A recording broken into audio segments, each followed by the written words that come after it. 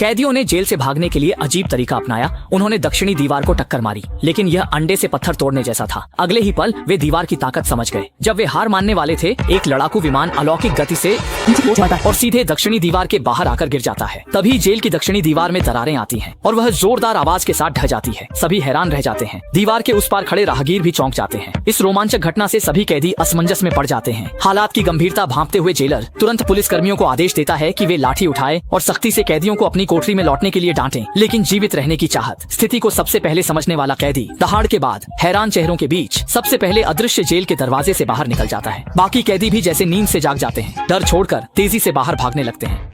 Jail में अफरा तफरी मच जाती है, पर जेल के सुरक्षा कर्मी हथियार लेकर रास्ता रोकने की कोशिश करते हैं, लेकिन सैकड़ों कैदियों के दंगे के सामने वे कुछ नहीं कर पाते और कैदियों को भागते हुए देखते हैं। जेल के अंदर के कैदी भी सक्रिय हो जाते हैं और एक बड़ा जेल ब्रेक शुरू हो जाता है। कुछ ही देर में सैकड़ों कैदी जेल तोड़कर भाग निकलते हैं। लगा था कि पायलट और कैदी एक गिरोह के थे, लेकिन वास्तव में यह एक हादसा था। हाल ही में काले गिरोह का सरगना गुर्गों संग वीरान पहाड़ों में निशानेबाजी का अभ्यास को आया था, लेकिन गुर्गों ने बंदूकें उठाई, गोली चल गई, जिससे काले सरगना की जान बची।